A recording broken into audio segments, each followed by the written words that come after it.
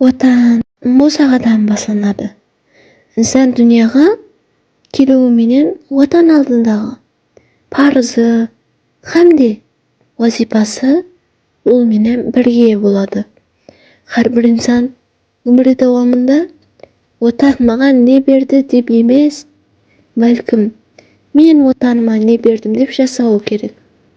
Отанды анаға ұқсатады. Көптеген әдебиетларда ана отан сөзін жүдә көп ұшыратқанбыз. Анамыз біз үшін қаншалы мұқаддес инсан. Жәннет аналар аяғы астында дейді.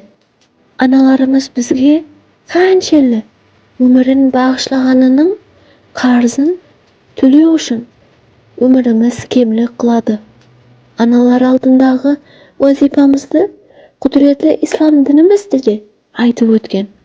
Әттең, қазіргі күнде көпшілік анасы алдындағы вазипасын ұмытып бармақты. Сол орында пайғамбарымыз Мұхаммед саллаллаху алейхи уассаламға берген сұрауына берген жауабы мақтауға лайық деп ойлаймын. Кімдір сұрау берді: айтқыл Мұхаммед, жалғыз сен расулсың, бүткіл әлемге ең әуел жақсылық қылай өзің айт, ата-анама ма, яки балама? Расул жауап берді: тыңла, бірадар, сөзімді 3 мәрте құлаққа ілгіл, імкан таба алсаң, дүнияда екел. Ең әуел анаңа жақсылық қылғыл. Егер сондай екен, анамыз алдындағы парызымыз қандай? Вазипамыз отанға болған мұхаббатымыз менен оянуы зарыл. Инсан туылғанда кіндік қаны тамған жері оның отаны есептелінеді. Міне сол отанын асырап ардақтау, қорғау әрбір инсанның мұқаддес парызы есептелінеді. Ақыры данышпанларымыз бекарға айтпаған ғой: туылған жерден көңіл үзілмес, жұрт қорғағанның жұрты бұзылмас.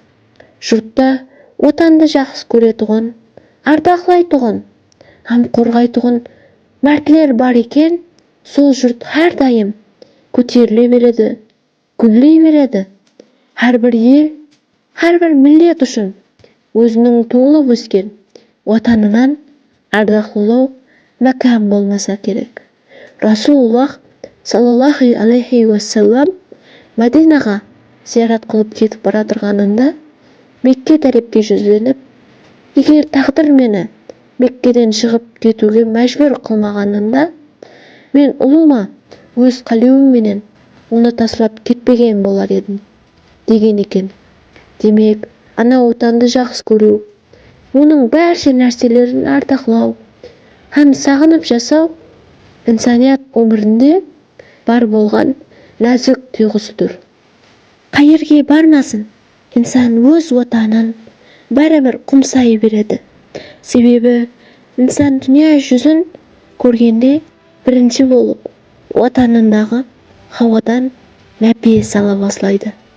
Отанындағы топырақта ең әуелі қадемлерін басып жүруді үйренеді. Дүнияны тануды, осы отанды аңлаудан бастайды. Ең әуелі кіндік қаны тамған, дәслепкі қадемлерін басқан топырақты қорғау бәршеміздің отан алдындағы мұқаддес парызымыз тұр.